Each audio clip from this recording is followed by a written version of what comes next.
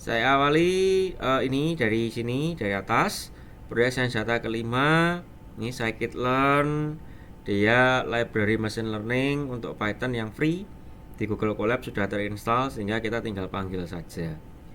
Kemudian ini contohnya split data dengan menggunakan kelas dari library sklearn. Modelnya begini, trend test split df, kemudian test size-nya 0,2. Saya ke Google Colab, saya import ini data CSV-nya, kemudian saya read dengan menggunakan pandas di df. Terus kemudian di sini saya lakukan splitting, saya run lagi. Nih. Untuk train shape-nya jadi 614,9. 614 ini jumlah baris miliknya train.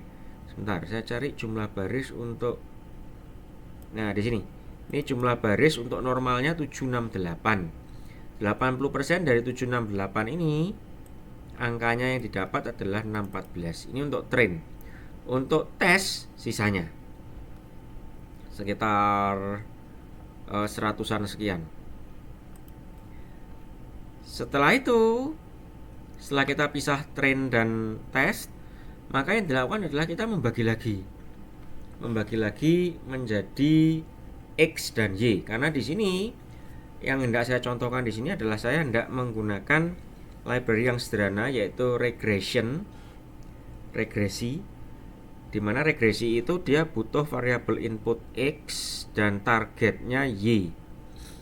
Di sini saya contohkan, saya ambil dua variabel, dua atribut pregnancies dan BMI yang jadi variabel X-nya. Maka yang pertama-tama saya bikin sebuah list pregnancies BMI masuk dalam variabel feature calls. Setelah itu xtrain itu akan mengambil dari variabel train untuk semua baris, ini semua baris. Tapi kolomnya hanya dua ini saja. Untuk tes, xtest sama, tapi di sininya di awalnya adalah untuk variabel test. Untuk y targetnya adalah kelasnya. Di sini diambil dari untuk y train, diambil dari train untuk kolom outcome. Untuk y test diambil dari variabel test kolom outcome. Jadi intinya dari dua data frame tadi yang di atas di sini, train date test, dipisah menjadi 4 bagian. Jadi ada test X, test Y, kemudian train X sama train Y. Ini saya tunjukkan. Saya copy, saya bikin blok kode yang baru. Oke, saya run. Oke, kalau saya mau lihat sekarang xtrain.shape, saya run sekarang tinggal 614,2. Kalau sebelumnya 614,9 karena ada 9 kolom, sekarang tinggal 2 kolom. 2 kolomnya yaitu pregnancies dan BMI. Kalau ada yang tanya, Pak, kenapa 2 kolom yang diambil adalah pregnancies dan BMI? Ya, ini hanya sekedar dicoba. Dari 9 kolom yang ada, saya menduga ini hanya sekedar kasus contoh saja. Saya menduga, menurut saya rasanya kolom pregnancies dan kolom BMI ini adalah 2 kolom yang menentukan apakah seseorang itu mengidap diabetes atau tidak. Dari mana saya menentukan ini? Bisa dari ini. Bisa dari hasil dari visualisasi, dari proses-proses yang saya terangkan di minggu kemarin. Saya menduganya begitu. Bisa jadi salah. Bisa jadi pregnancies dan BMI ini kalau digunakan untuk memprediksi diabetes, bisa jadi hasilnya kacau, akurasinya rendah bisa jadi. Tapi ini hanyalah sekedar contoh di sini. Saya hanya menggunakan dua ini. Nanti mahasiswa bisa mencoba sendiri. Kalau saya pakai kolom yang lain gimana? Apakah akurasinya bisa lebih tinggi atau tidak? Silahkan. Tapi ini hanya sekedar contoh. Ada pertanyaan dulu sampai sini? Ada pertanyaan dulu sampai sini?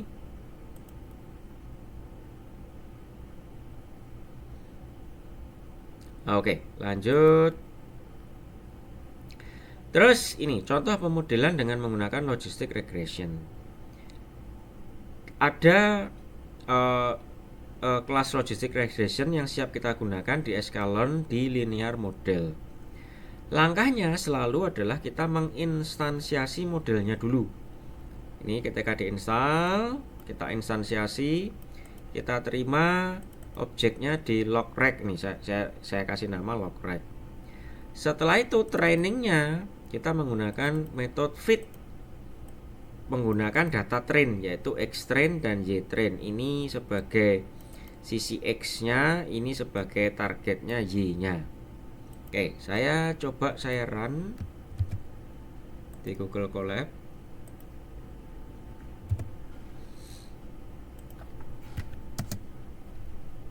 Oke, saya run. Oke, cepat. Ini relatif cepat runningnya karena cuman ada 600 baris. Jadi enggak lama 600 baris di sini. Kalau datanya jutaan, nah itu butuh waktu itu. Terus berikutnya untuk melakukan prediksi, kita lakukan seperti ini. Logreg tadi, model yang sudah kita training, kita execute predict metodenya dengan menggunakan X-test data test. Diterima di variabel pred output. Oke, saya lakukan di sini.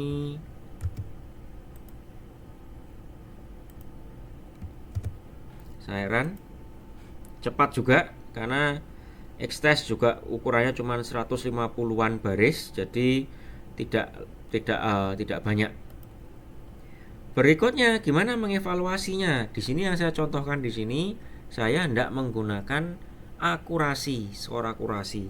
Eskalon sudah menyediakan pada eskalon matrix ada akurasi skor, kelas akurasi skor. Kita bisa panggil akurasi skor prediction output tadi, hasil prediksi dibandingkan dengan nilai sesungguhnya. Nilai sesungguhnya yang Y-testnya dia. Oke, saya tunjukkan di sini.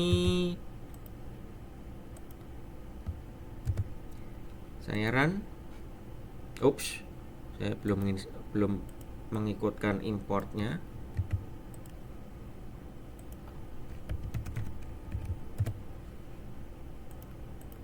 Oke, saya run. Nih, akurasinya 67%. 67,5% akurasinya ini tadi. Nah, yang perlu diperhatikan adalah nanti kalau mahasiswa mencoba program saya di run di tempatnya sendiri, bisa jadi hasilnya akan berbeda. Kenapa Pak kok bisa beda hasil akurasinya? Itu karena proses splittingnya ini random. Nih, saya tunjukkan train ini kan train shape. Saya tunjukkan di sini train dot head. Heran. Berarti kan angka indeksnya di sini tidak lagi urut karena dia mengambil secara random dari data train, kemudian 80%-nya itu dimasukkan ke dari data DF, 80%-nya dimasukkan ke dalam data train di sini. Makanya random. Nah, karena sifatnya random bisa jadi yang data trainingnya itu dapat hal yang bagus, dapat training yang bagus, testingnya juga dapat training yang bagus, sehingga hasil akurasinya bisa tinggi. Tapi kalau randomnya itu agak kacau, jadi ngumpul di satu saja semuanya, maka akurasinya bisa jadi rendah. Makanya jangan terkejut kalau mahasiswa mencoba sendiri, terus hasilnya di sini berbeda. Itu wajar. Itu wajar. Ada pertanyaan dulu sampai sini? Ada pertanyaan dulu sampai sini?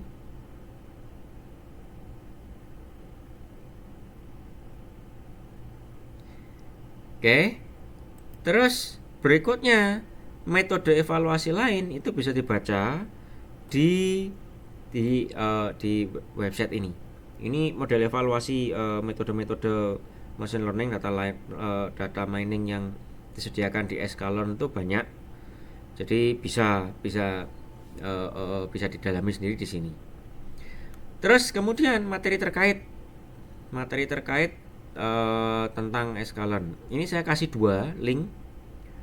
Yang pertama di sini adalah blog singkat tentang Pandas dan scikit-learn untuk submit ke Kaggle. Ini yang ini. Saya bahas sepintas ya. Dia menggunakan Pandas di sini, import Pandas. Setelah itu datasetnya dia ngambil data dari Kaggle. Dia pakai URL, terus dia langsung pd read csv URL langsung dikasihkan, diterima di train head. Itu modelnya begini datanya, ada passenger ID, ada survive, jadi ada kecelakaan pesawat ceritanya datanya ini. Kalau survive-nya 0 tidak survive, kalau 1 dia survive. Ini kelas penerbangannya, kemudian namanya, jenis kelamin, usia, terus kemudian saya nggak tahu lengkapnya ini namanya atributnya apa saja. Nah, di sini dia menggunakan 2 fitur kolomnya yang dia rasa rasanya nih dua atribut ini yang berpengaruh besar terhadap survive-nya penumpang. Dia ambil dari P class sama P arc. P class itu kelasnya dari passenger, P arc itu apakah dia bersama parent dan bersama orang tua dan atau bersama anak-anak. Itu P arc. Terus mirip dengan yang saya lakukan, X-nya di train log berdasarkan feature kolom, shape-nya nih 800 datanya, 891, 2 kolom. Kemudian dia ngambil Y-nya berdasarkan train survive, shape-nya Y sekian.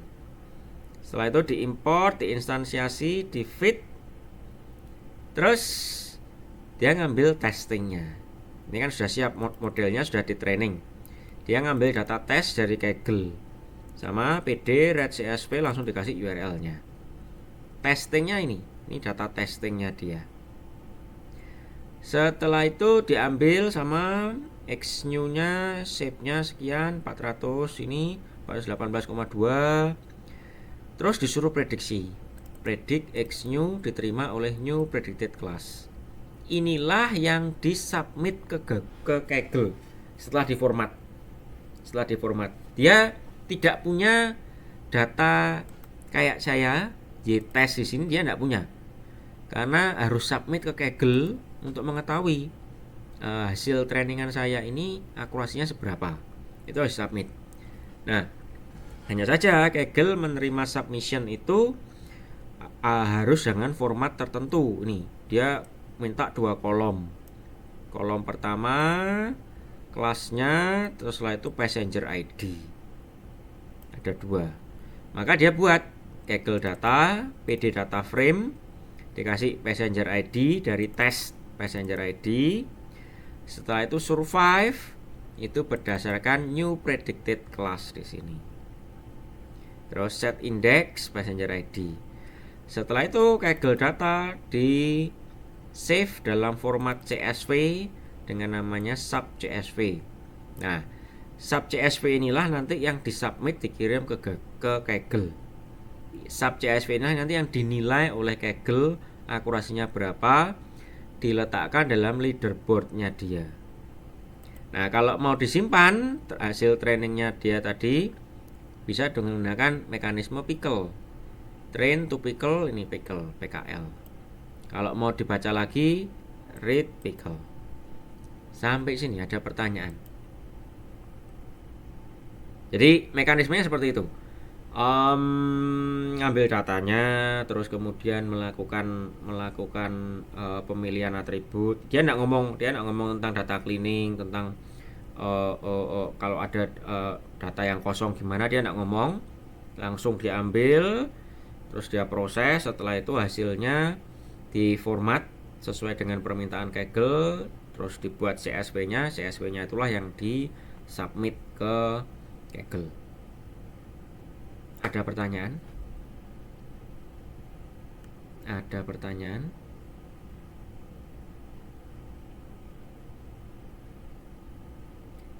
Kalau tidak ada, yang kedua ini, website ini. Ini sama dari Kaggle sendiri nih. Dari Kaggle sendiri ada yang bikin blog tulisan begini. Menggunakan Pandas ya sekalian, tapi di sini tidak sangat lengkap. Di sini lumayan detail membahasnya. Mulai loading libraries, navigating dengan Pandas. Ini hal-hal yang saya terangkan di beberapa minggu yang lalu, dijelaskan juga di sini. Cleaning data, feature engineering, preparation model, setelah itu modeling dengan linear regression, logistic regression, dan random forest. Terus kemudian base parameters, kemudian scoringnya. Jadi lebih detail daripada yang saya contohkan sebelumnya di sini. Ini importnya, terus kemudian navigasi data, mengimport dari CSV. Saya tidak menjelaskan dengan detail, bisa dibaca sendiri di sini. Beberapa akan sama dengan yang sudah saya jelaskan. Train, df, describe. Ini membahas tentang Panda. Info, terus filtering, head, terus kemudian memilih satu kolom saja. Panjang. Intinya beberapa yang saya terangkan beberapa minggu kemarin ini di sini juga dibahas juga di sini. Cleaning data, terus filna, kemudian tipe data, feature engineering, ini menggunakan visualisasi juga.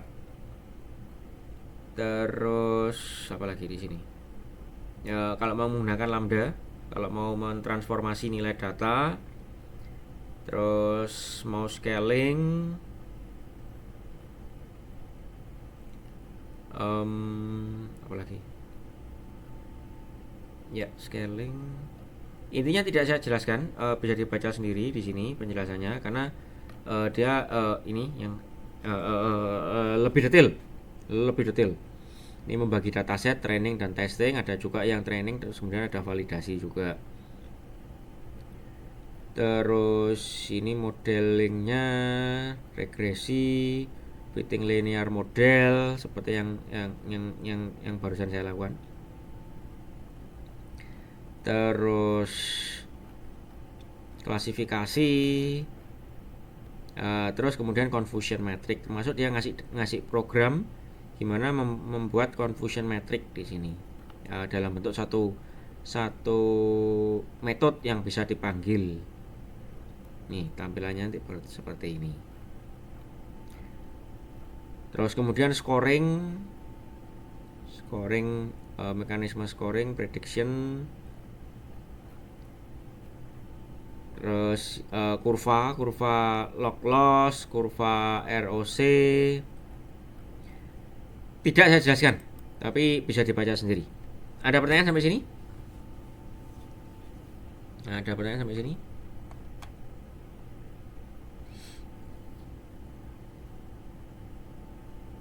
Ada pertanyaan sampai sini? Kalau tidak, saya hendak materi sudah selesai. Saya hendak membahas tentang yang terkait TS.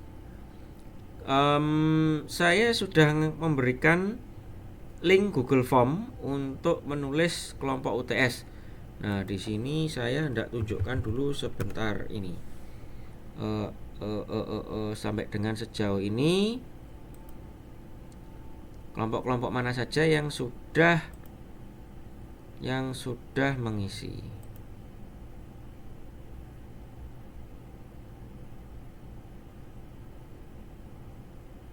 Oke, di sini ada 19 kelompok yang sudah mengisi untuk dua kelas. Ini. D, C, D, C, D, D, D, D, D, D.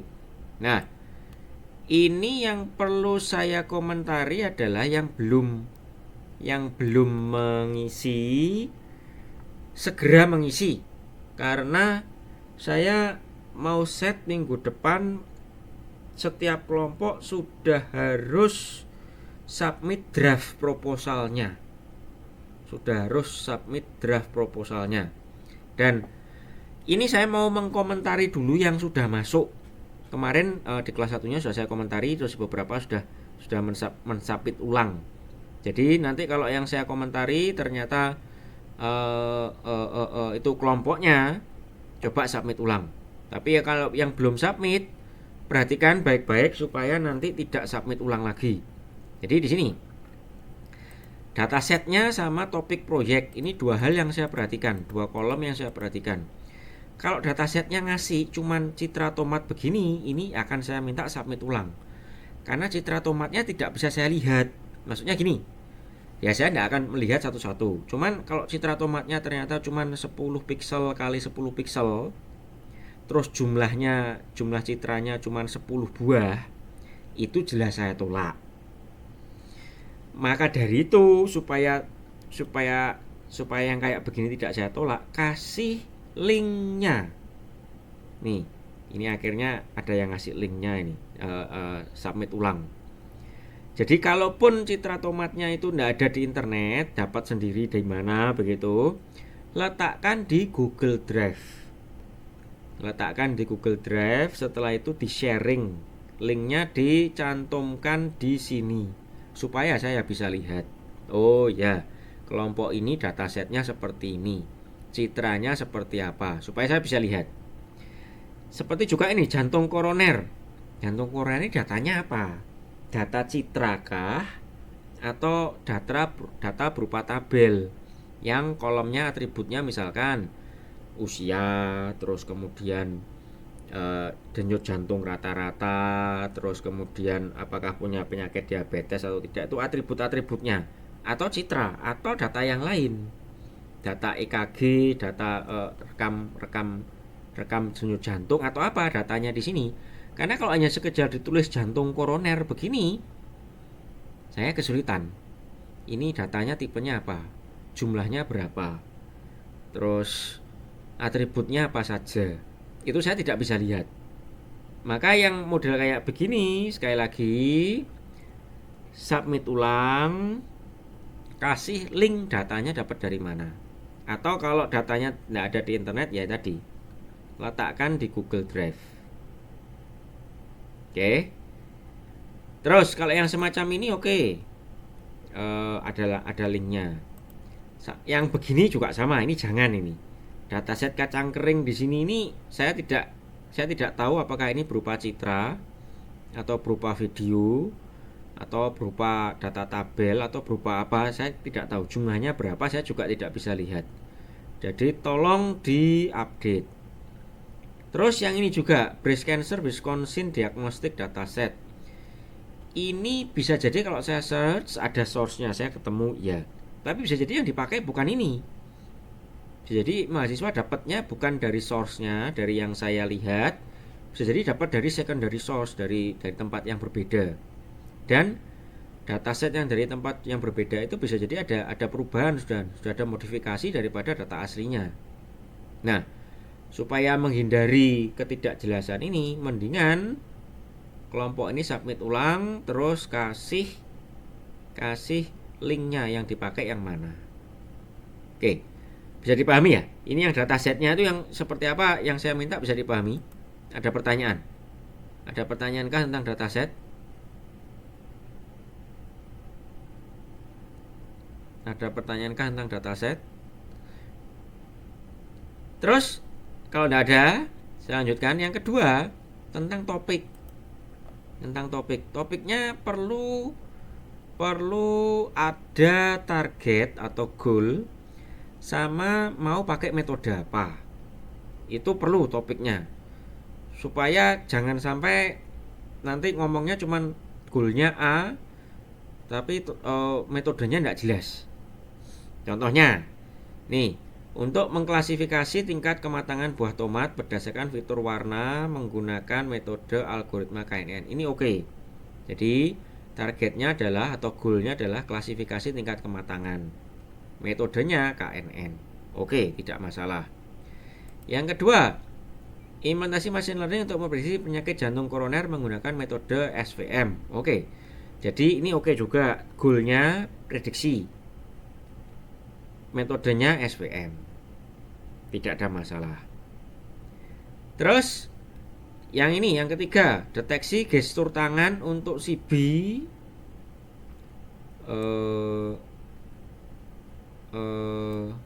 dengan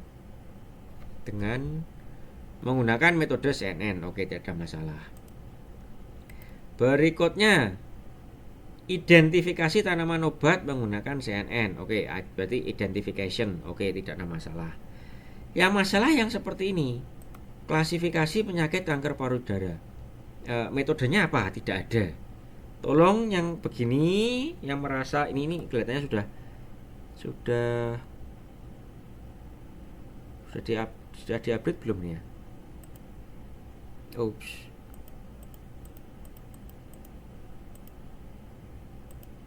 Oh, sudah diupdate menggunakan metode random forest. Oke, sudah diupdate. Tapi kalau belum ada metodenya, tolong dikasih metode ini memprediksi penyakit jantung. Nah, ini tidak ada metode, sudah diupdate di sini. Prediksi penyakit jantung menggunakan neural network menggunakan backpropagation. Oke. Jadi cukup jelas ya. Yang saya minta di topiknya adalah goalnya dari topik itu apa, targetnya mau ngapain, pakai metode apa. Cukup jelas? Ada pertanyaan? Bagi yang belum submit, segera submit. Ini sebentar lagi, setelah ini saya akan membahas tentang apa yang disubmit, draft apa yang harus disubmit di minggu depan. Jadi planningnya, ini kan minggu kelima. Minggu depan itu minggu ke-6, mahasiswa submit draft. Terus minggu ke-7 saya akan berusaha memberikan feedback dari draftnya, memberikan feedback. Terus setelah itu kan UTS mahasiswa mengumpulkan yang proposal yang versi komplit, tidak lagi versi draft.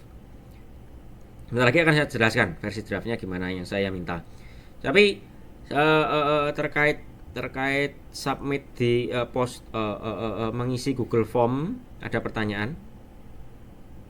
Yang belum segera mengisi, segera cari grup, segera cari kelompok, segera diskusi, datasetnya apa, topiknya mau ngapain.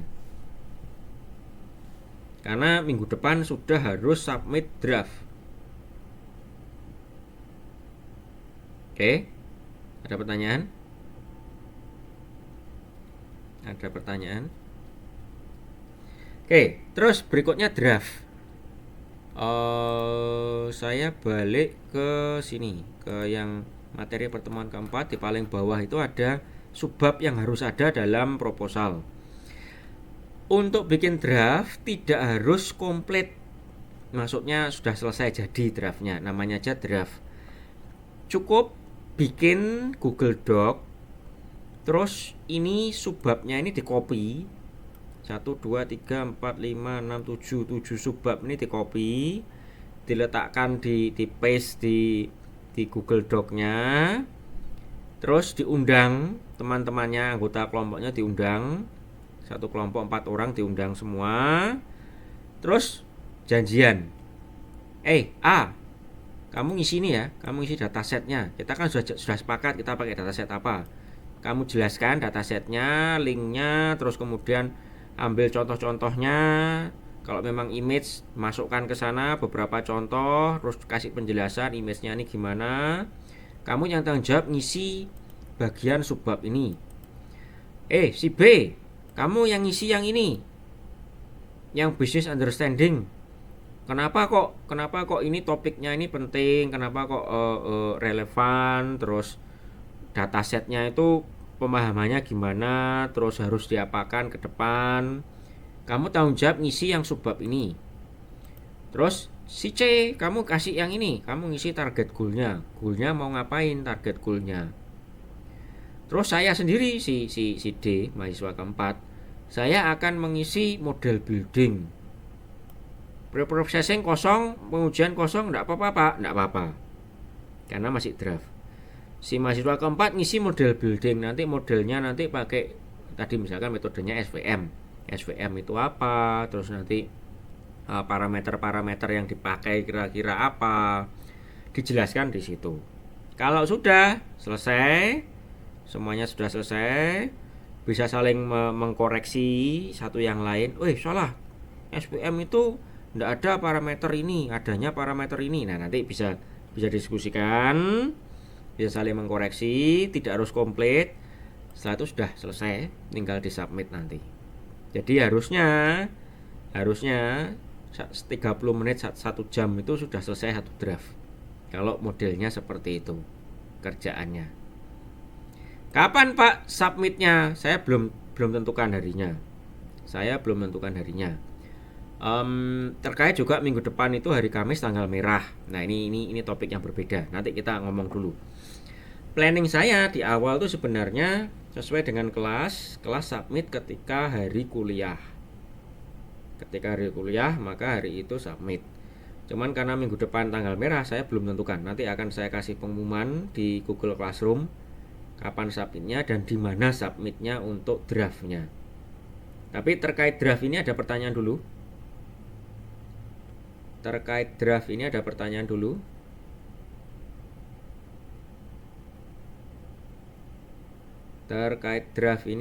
dulu. Mohon maaf Bapak, izin bertanya. Ya. Berarti proposalnya itu tidak ada bab 1, bab 2, bab 3-nya gitu ya Pak? Tidak usah. Oke. Baik Pak, terima kasih Pak. Ada lagi yang tidak bertanya?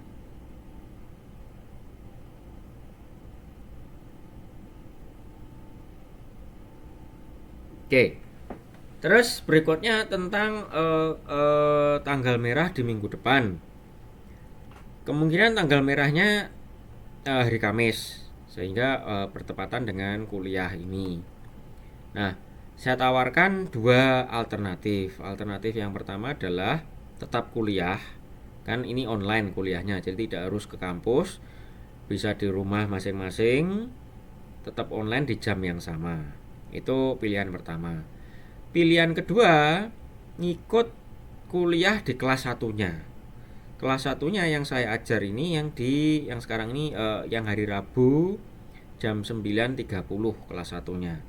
Nah, gimana? Mahasiswa mau seperti apa? Tadi sebagai informasi, saya tadi juga ngajar kelas pemrograman desktop, dan kelas tersebut tetap minta Pak, tetap kuliah normal. Sekalipun tanggal merah, tetap kuliah normal. Oke, saya okekan. Nah, yang kelas ini gimana? Maunya gimana kelas ini? Atau kalau mau diskusi dulu boleh. Atau kalau mau Pak, ada sebagian yang mau tetap kuliah di hari yang sama minggu depan, tapi ada sebagian yang mau ngikut di kelas 1-nya. Gitu juga boleh. Gimana? Atau Pak, kami sudah sepakat semuanya minggu depan libur hari Kamis, kita ngikut di kelas 1-nya semua Pak. Gitu juga boleh juga. Mau yang mana?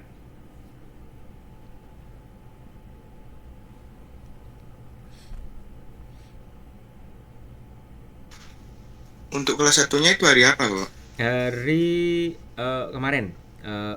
Kalau sekarang Kamis berarti harinya hari Rabu jam 9.30.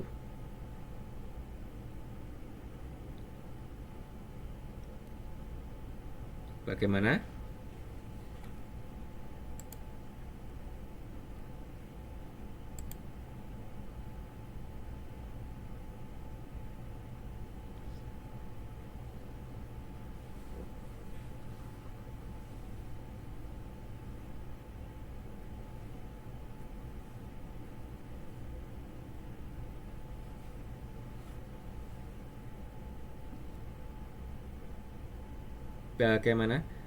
Oke, nanti bisa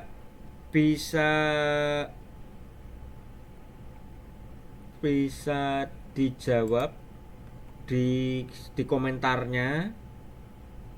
Kalau sudah ada kata sepakat, di komentar di materi pertemuan, di postingan materi pertemuan kelima saya di Google Classroom. Defaultnya adalah saya tetap mengajar di hari Kamis minggu depan jam 9.30. Itu defaultnya. Oke. Gitu ya. Kalau nanti ada mahasiswa yang merasa bisa 9.30 hari Kamis, silahkan bergabung di normal, di jam normal, hari yang normal. Kalau merasa tidak bisa, silahkan bergabung di hari Rabu jam 9.30. Ada pertanyaan? Ada pertanyaan?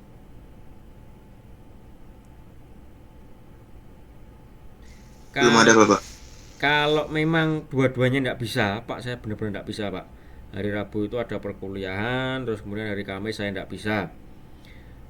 Maka alternatif yang paling akhir adalah menonton video rekaman perkuliahan. Cuman anggota kelompoknya hendaknya mengupdate, terutama terkait dengan harus submit draft proposal. Jadi kalau satu anak ini misalkan draft proposalnya ternyata kurang atau harus submit kemana gitu, sementara si mahasiswa ini pekerjaannya belum selesai misalkan, nah itu nanti silakan saling mengkoordinasi sesama anggota kelompoknya sendiri. Oke. Jadi misalkan si anak yang tidak bisa hadir di hari Rabu dan Kamis ini belum selesai tugasnya, padahal ketika saya ngajar kuliah itu saya minta misalkan deadline-nya hari itu juga.